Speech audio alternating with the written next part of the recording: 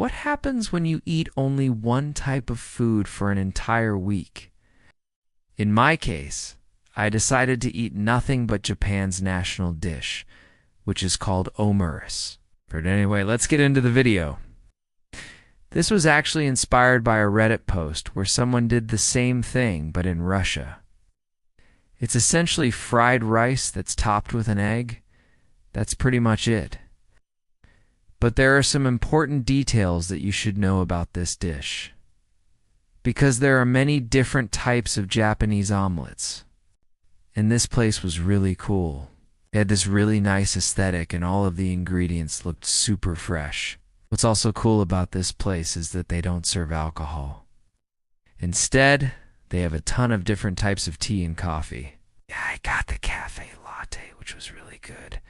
And I also got a dessert called parfait.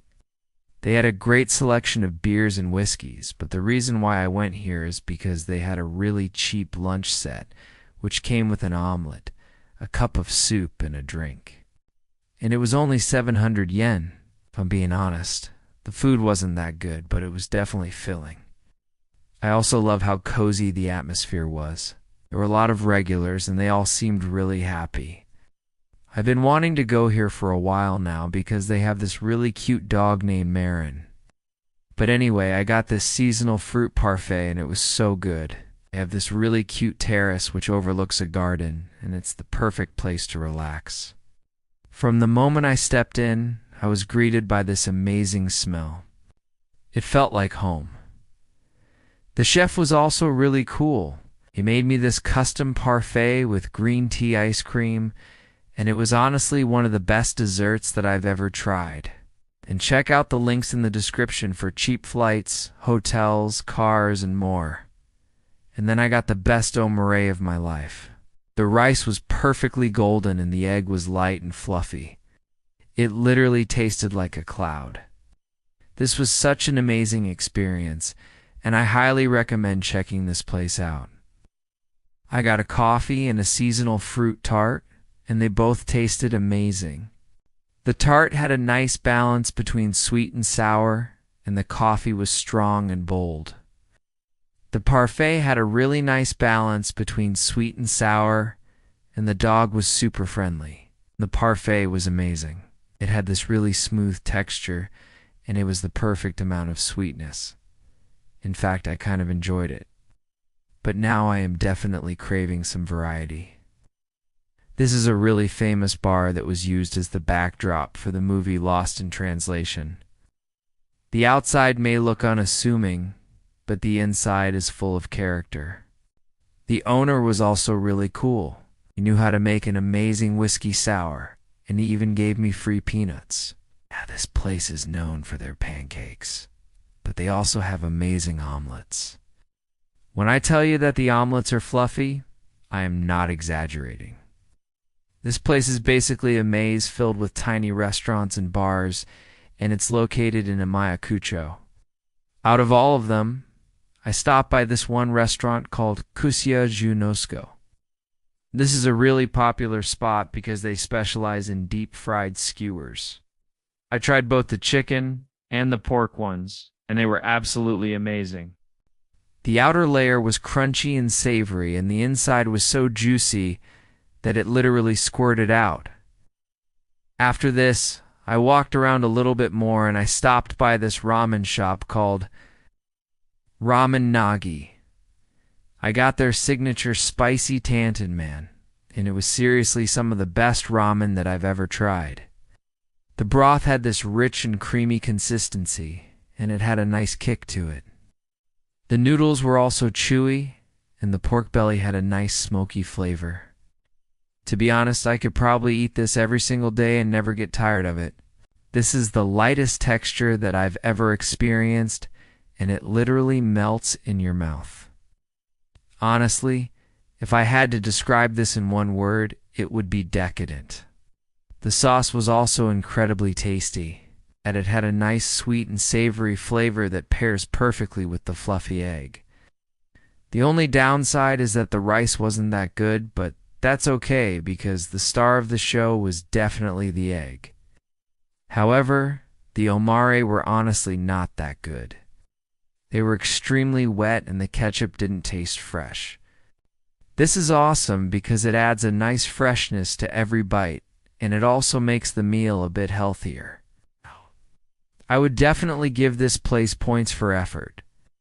But overall, I think I'd give the food maybe a 4 out of 10. The name literally translates to Omari Sukusaten, which means Omari Su Tea Room. This restaurant is called Tanzaman, and it's located in Shinjuku. Now this place is very popular, so the wait can be long. Because I was craving something sweet, I got a parfait, and once again it was really, really good. And then I followed my gut, and I ordered the one best-selling item on the menu, which was this set meal. And wow, it did not disappoint. This omelet was perfectly cooked, and it just slid off of the rice. And I also loved how juicy the chicken was. Honestly, this meal tasted so delicious. I was literally in a food coma within 10 minutes. You might have to wait as long as 30 minutes just to get a seat. But personally, I don't mind waiting because the quality of the food here is outstanding. Everything from the environment to the service to the taste is absolutely perfect. I would say that this is definitely one of the top 3 omurice restaurants in Tokyo. And out of everything that I tried, this was definitely the best latte art. I was super excited to try this, but it ended up being a bit of a disappointment. So I went to this restaurant called Culinary, and I got a whole grain brown rice bowl with grilled chicken. It was honestly super delicious. The quality was amazing, and the portion size was massive. I would say that this was easily enough for 2 people. I loved how fluffy the chicken was, and the brown rice gave it a really nice nutty flavor. And while this isn't exactly an omelet, they did have a really good selection of teas. So I also got this iced tea, which was really nice and refreshing. They only had one set lunch option, which came with a cup of tea and a plate of omurice.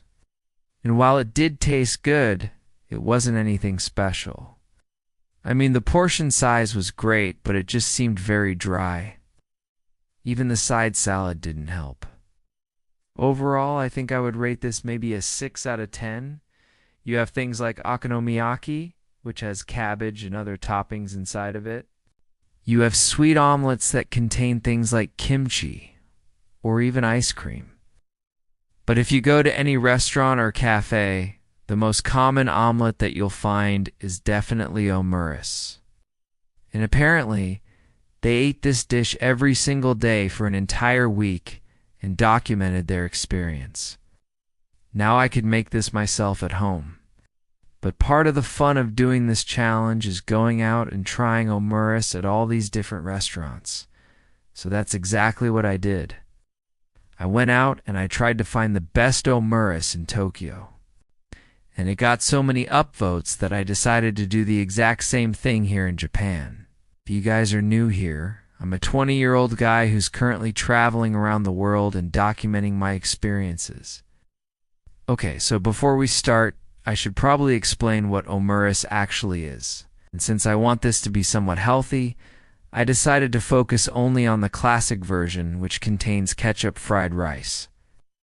The first place that I went was a restaurant called Omiris no Kisa, so I ended up walking around a little bit more until I found another restaurant called Café de l'Omelette. This next one was a little bit tricky, because I had to take the train, but it was totally worth it. Now after this, I wanted to try something a little bit healthier. The next day I went back to the beginning of my journey, which is this restaurant called Omiris no Kisa. After this, I walked around a bit and I went to this bar called Standing Bar. I feel like this place is a hidden gem because it's not on Google Maps, and I doubt that many tourists know about it. The next day, I went to this restaurant called Happy Pancake. Now I need to talk about something that I've been noticing throughout this entire journey. And that's the fact that almost every restaurant includes a green salad with their meals. Alright, now I gotta tell you guys about this place called Amiya Yukacho. After this, I went to this restaurant called At Home Cafe. Alright, now I need to talk about this place called Gonpachi Nishiazabu. Alright, now I gotta tell you guys about this place called Hanazono Cafe. Okay, so I saved the best for last because I went to this restaurant called Kitchen K, and honestly, this place blew me away. In conclusion, I would say that eating only omuras for an entire week is not that bad. So now I have a question for you guys. What food do you think I should try next? Don't forget to like, share, and subscribe for more amazing travel experiences.